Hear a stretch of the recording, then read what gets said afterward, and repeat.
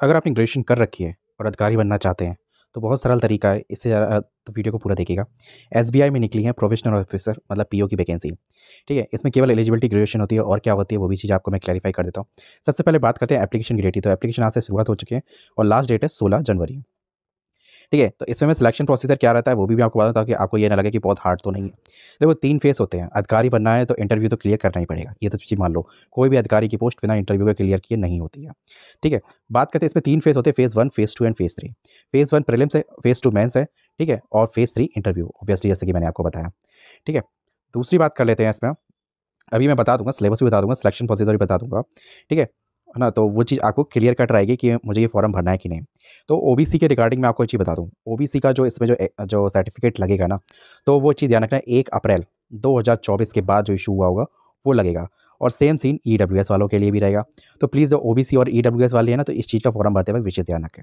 बात करते हैं आपकी वैकेंसी के बारे में। तो वैकेंसी इसमें 600 है, ठीक है? और कैटेगरी के हिसाब से एक एससी में 87, एसटी में 57, ओबीसी में 158, ईडब्ल्यूएस में 58 और यूआर में 240 है। ये हॉरिजॉन्टल रिजर्वेशन है तो उसके अकॉर्डिंग ये डिवाइड है। देख लो ईडब्ल्यूएस वाले यहाँ पे फाइनेंशियल ईयर लिखा हुआ है, सेंट्रल वाला चाहिए। हाँ, ओबीसी हो चाहे ईडब्ल्यूएस हो चाहे जो भी कैटेगरी वाले हो, जो भी सब वाले, ठीक है, आपका सेंट्रल का लगेगा इसमें सर्टिफिकेट, गवर्नमेंट ऑफ इंडिया उस पर लिखा होगा। ठीक है, तो यहाँ पे मेरी बात खत्म हो गई है ना। आप यहाँ पे ईयर फाइनेंशियल ईयर भी देख सकते हो, ईडब्ल्यूएस वाले में भी लिखा हुआ है। अब इंपॉर्टेंट डेट्स, पहले ये डेट टेंटेटिव है लेकिन ये समझ लो 98% यही डेट होगी एग्जाम की। तो जो आपका प्रीलिम्स होने वाला है वो आपका होने वाला है 8 मार्च से लेकर 15 मार्च के बीच में। और जो आपका मेंस होने वाला है वो होने वाला है अप्रैल से मई में, मतलब अप्रैल का लास्ट वीक और मई का फर्स्ट वीक हो सकता है।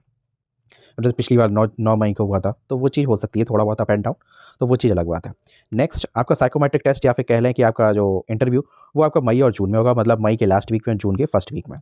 और जो आपका फाइनल रिजल्ट आएगा वो जून, मई और जून में आ सकता है। तो वो आप यही मान के चलो जून में आ सकता है, तो जून के फर्स्ट या सेकंड वीक में आ जाएगा या लास्ट वीक में आ जाएगा। होपफुली जुलाई में समथिंग है आपकी ज्वाइनिंग हो जाएगी, ये मान के चलो, है ना। दूसरी बात है, नेक्स्ट आपका जैसे पीईटी होता है एक, मतलब प्री एग्जामिनेशन टेस्ट। तो वो जैसे कि किसी भी जैसे कि SC ST and OBC PWD जो भी कैटेगरी के हैं, जैसे एक तरीके से ये होता है इसमें कि वो जनवरी और फरवरी में होगा। तो जैसे अगर कंप्यूटर चलाना आता है कि नहीं, तो दैट्स इट। तो वो एक तरीके से प्री प्रोसेस दिखाई जाती है किस तरीके से आपका एग्जाम होगा। बात करते हैं एलिजिबिलिटी क्राइटेरिया की, जैसे मैंने आपको बताया केवल ग्रेजुएशन, उसके साथ साथ 2-3 चीज़ें और है तो वो चीज़ आप क्लियर कर लें। पहला, आपकी जो एज 1/4/2024 को आपकी एज 21 से 30 के बीच में होनी चाहिए। ठीक है, फॉर एग्जाम्पल अगर 1/4/2024 को अगर शॉर्टकट में समझाया जाए तो 1/4/2024 को अगर आपकी एज 1/4/2003 से लेके आपकी डेट ऑफ बर्थ 2/4/1994 के बीच में आती है, 1/4/2024 को, तो आप ये फॉर्म भर सकते हो अभी भी। ठीक है, क्योंकि डेट पीछे वाली कैलकुलेट की जा रही है, आगे वाली नहीं। ठीक है, तो ये चीज़ बहुत अच्छा है। आगे वाली होती है तो ऐसा होता है जैसे जो 21 के होने वाले होते हैं तो उनको फ़ायदा मिलता है, और जो पीछे वाली होती है तो वो 30 के आसपास वाले होते हैं तो उनको फ़ायदा मिलता है। That's it. बात करते हैं जो एज रिलैक्सेशन होगा वो सेंट्रल के अकॉर्डिंग जो नॉर्म्स होते हैं उसके अकॉर्डिंग आपको मिलेगा, क्योंकि ये सेंट्रल की पोस्ट है। ठीक है, क्योंकि एसबीआई सेंट्रल ऑर्गेनाइजेशन है। और बात करते हैं इसमें जो आपकी क्वालिफिकेशन की डेट है वो 30/4/2025, मतलब 30/4/2025 तक आपकी ग्रेजुएशन हो चाहे इंटीग्रेटेड डिग्री कोर्स हो, ठीक है, दोनों में से किसी का भी रिजल्ट आ जाना चाहिए। मार्कशीट प्रिंट का नहीं है चक्कर, पर रिजल्ट आ जाना चाहिए, है ना। तो चाहे फाइनल ईयर के सेमेस्टर में तो फॉर्म तो भर सकते हो, पर आपका रिजल्ट जरूर इस तारीख तक आ जाना चाहिए। दूसरा, जैसे कि इंटीग्रेटेड कोर्स, जैसे बहुत से लोग होते हैं जो बैचलर्स और मास्टर्स साथ में करते हैं, तो वो इंटीग्रेटेड कोर्स होता है। ठीक है, इसमें पीएचडी भी हो सकता है। ठीक है, कुछ लोग ऐसा भी कोर्स होता है बीएमपी वाला, तो वो चीज़ आप कर सकते हो। बट आपका जो रिजल्ट है वो 30/4/2025 से तक, उससे पहले या उस तक या उससे पहले आपका आ जाना चाहिए ना। तो इस चीज़ का ध्यान रखना। डेट ऑफ पासिंग कंप्लीटली ऐसा नहीं है कि जैसे कि फाइनल एक सेमेस्टर और रह गया तो वो चल जाएगा ना, कंप्लीटली आपका आ जाना चाहिए। ठीक है, तो यहाँ पे तो ये सारी कैटेगरी के अकॉर्डिंग्स हैं, ठीक है, जो पीडब्ल्यूडी कैटेगरी में आती है, किस-किस को सिलेक्शन है। बात कर लेते हैं सिलेक्शन प्रोसेसर का। जैसे कि मैंने 3 फेज़ की बात की गई थी अपने स्टार्टिंग में ही, ठीक है, ताकि आपको ये ना लगे कि क्लिकबेट का चल रहा है सिस्टम। ठीक है, तो 3 फेज़ में आप प्रीलिम्स की बात करते हैं तो आपके 3 सब्जेक्ट आएंगे, इंग्लिश, क्वांट एंड रीजनिंग। तो इंग्लिश आपकी आएगी 40 नंबर की, 40 क्वेश्चन की, 30 नंबर की क्वांट आएगी और 30 नंबर की रीजनिंग आएगी, और 30 ही क्वेश्चन आएंगे। 100 पर क्वेश्चन, ये 1 नंबर का है, पर क्वेश्चन 1 नंबर का है। ठीक है, और 20-20 मिनट की सेक्शनल टाइमिंग मिलेगी, जैसे कि एसबीआई क्लर्क में मिली थी। ठीक है, और टोटल 1 घंटे का टाइमिंग मिलेगा। 60 मिनट 100 क्वेश्चन करने पड़ेंगे, 100 नंबर के। ठीक है, इसमें नेगेटिव मार्किंग ऑब्वियसली होती है, तो इस चीज़ का विशेष ध्यान रखें। दूसरी बात, इसमें जो सिलेक्टेड कैंडिडेट होंगे उस मतलब वो 10 गुने लिए जाएंगे। ठीक है ना, और 10 गुने कैंडिडेट उसमें मेंस के लिए पहुंचे जाएंगे। There will be no sectional cut off और प्रीलिमिनरी एग्जामिनेशन। ये बहुत अच्छी बात है, क्योंकि जो आईबीपीएस के जो और भी एग्जामिनेशंस होते हैं तो उसमें क्या होता है, एक सेक्शनल कट ऑफ भी बनाई जाती है कि जिसके फॉर एग्जाम्पल आपने ओवरऑल तो पास कर लिए, ओवरऑल कट ऑफ जैसे कि बनी 100 में से आपकी बनी 60। ठीक है। पर एक चीज़ बता दूँ, SBI की ये केवल पीओ में एक बार को 60 के आसपास बन सकती है, पर क्लर्क में तो 85 प्लस जाती है, 85 90 के आसपास, 90 91 92 भी जाती है ना। तो वो चीज़ अपने दिमाग में। तो जैसे कि फॉर एग्जांपल कट ऑफ बनी, मैं ये चीज़ बता दूँ, नॉन सेक्शनल कट ऑफ इसमें नहीं है, ठीक है। तो वो इसलिए ऐसा, इसका मतलब ये है कि जैसे कि 60 आपकी कट ऑफ बनी, तो ऐसा नहीं है कि वो 60 आपके इन दोनों को मिला के भी हो सकते हैं, ठीक है। और इसमें भी इन तीनों को भी मिला के हो सकते हैं। मतलब ऐसा नहीं है कि जैसे इंग्लिश में एकदम जीरो चले जाओगे तो काम हो जाएगा, ऐसा भी नहीं है, क्योंकि तो भी उसकी कट ऑफ एकदम मैच नहीं कर पाओगे, क्योंकि यार 30 में से 30 क्वेश्चन पूरे 20 मिनट में कर लो, बहुत अच्छी बात है, पर ऐसा होता नहीं है पीओ में, ठीक है। ऐसा माई पास्ट एक्सपीरियंस, ऐसा मैंने देखा नहीं है कि मतलब केवल रीजनिंग और मैथ के आधार पे ही कोई बच्चा सेलेक्ट हो जाए। भले वो 5 क्वेश्चन करे इंग्लिश के, 10 क्वेश्चन करे, 15 करे, ठीक है, वो अलग बात है, पर करने पड़ते हैं, ठीक है। क्योंकि उतने में 100% कैसे हो सकता है यार, है ना। तो इस चीज़ का ध्यान रखना। तो इसमें ऐसा नहीं होगा कि जैसे कि इसमें 15 आए, इसमें 20 आए, इसमें तो वो चीज़ है कि एवरेजन पूरा है कि पूरे में। तो IBPS में सीन ये रहता है कि जैसे कि अगर इसमें सेक्शनल की कट ऑफ गई रीजनिंग की, फॉर एग्जांपल मांग लेते हैं कि आपकी गई इंग्लिश की 50 नंबर, सॉरी 50 कैसे जाएगी 40 नंबर का तो पेपर ही है। जैसे कि मान लो वो 11 नंबर गई इंग्लिश की, ठीक है, और आपके ओवरऑल इनमें तो अच्छे नंबर आए और इसमें आगे इंग्लिश में 9 नंबर, या 10.5 भी मान लो, या 10.75 भी मान लो, तो आप डिस्क्वालीफाई हो जाओगे, ठीक है। भले आप इसमें 60 लिया दिए, है ना, और इसमें आपके 11 और 71, और ओवरऑल कट ऑफ गई है 60, तो आपके 71 नंबर है, पर सेक्शनल के आधार पे आप डिस्क्वालीफाई हो जाओगे। तो ये चीज़ अच्छा है, ये चीज़ SBI में नहीं है।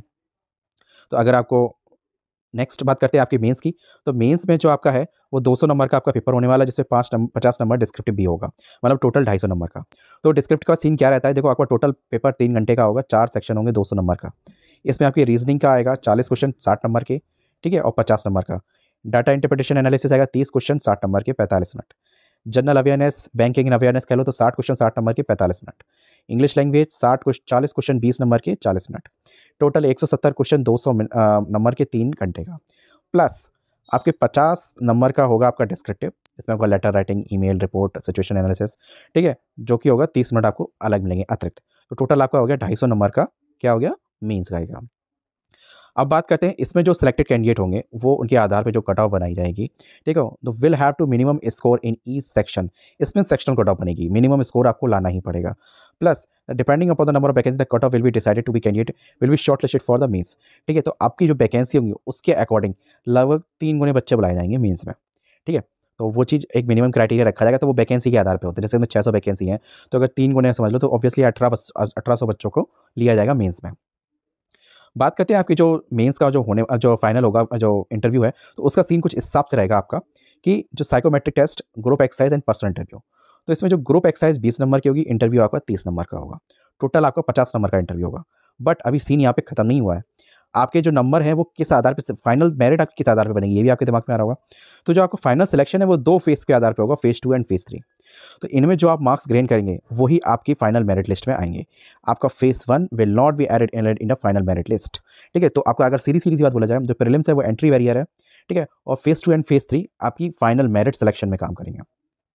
अब इसमें सीन क्या होता है, जो जो जैसे कि मेंस में आपके 250 नंबर का था, ठीक है, और ग्रुप एक्सरसाइज आपकी मतलब इंटरव्यू आपका 50 नंबर का था, तो उसका रेशियो मिला के काट छाट करके 100 नंबर में लाया जाता है, ठीक है। जैसे कि ये इसका टोटल हो गया 300, तो काट छाट करके जैसे कि 3 गुना कम किया तो 100 नंबर ऐसे हो गए, तो इसको आधे कर दिया, ये 25 ये 25, तो इनका रेशियो एवरेजन लिया जाता है। तो ये आपका जो मेंस होता है वो 75 नंबर का हो जाता है ना, 250 बराबर 75 मान लो, ठीक है, और नॉर्मल इसको नॉर्मलाइज करके, और इंटरव्यू का 50 बराबर 25 मान लो, तो ये सीन आप मान सकते हो नॉर्मलाइज करके। तो कुछ इस आधार पे फिर आपका 100 में से आते हैं कि कितने नंबर आए आपके टोटल, ठीक है। तो ये चीज़ है, बस नॉर्मलाइजेशन करना मुझे आपको बताना ज़रूरी था, क्योंकि मैं क्या बात कहूँ, जब मेरा सीन था तो मुझे भी ये चीज़ नहीं पता थी। आपकी जो सैलरी रहेगी वो इसमें बहुत अटेंटिव है, तो ये चीज़ आपको मैं बता दूँ। आपकी जो इसमें सैलरी स्टार्टिंग पे रहेगी वो आपकी रहेगी 48,880, जो कि अगर क्लर्क में आपने देखा होगा तो मैंने आपको बताई थी वो 24,000 समथिंग थी कुछ, ठीक है। तो इतना डिफरेंस रहता है पीओ में उसमें। बट आपका जैसे कि सीटीसी जो रहेगा मुंबई सेंटर वगैरह में, तो वहाँ पे 18.67 लाख के बीच में रहेगा। तो वो चीज़ सिटी के हिसाब से टायर 1 टायर 2 टायर 3 सिटीज़ के अकॉर्डिंग वो चीज़ अलग अलग हो जाएगी। 4 इंक्रीमेंट आपको एडवांस मिलेंगे स्टार्टिंग पे के साथ, ठीक है।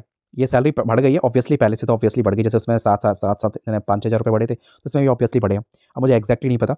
इसमें जॉइनिंग एंड ट्रेनिंग के वक्त आपको 2 लाख का बॉन्ड भरना पड़ेगा, देन एग्जीक्यूटिव बॉन्ड, जिससे कि आप मिनिमम 3 साल का आपको पीरियड काम करना पड़ेगा, ये चीज़ें हैं।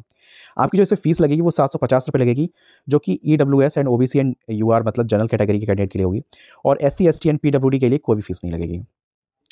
इसमें बस यही चीज़ मुझे आपको बतानी थी, है ना? तो नंबर ऑफ़ चांस जो परमिसिबल है। अब इसमें एक चीज़ नई ऐड कर दी गई है कि जैसे कि एक नंबर ऑफ़ चांस मतलब आप कितनी बार अप्लाई कर सकते हो फॉर्म, ठीक है? तो वो चीज़ यहाँ पे है, यहाँ पे ये चीज़ कर दिया है कि 4 बार भर सकते हैं यूआर एंड ईडब्ल्यूएस कैंडिडेट, 7 बार हैं UR and EWS and OBC, PWD. इसमें पीडब्ल्यूडी, ओबीसी वगैरह सब इसमें मिला दिए गए हैं, ठीक है?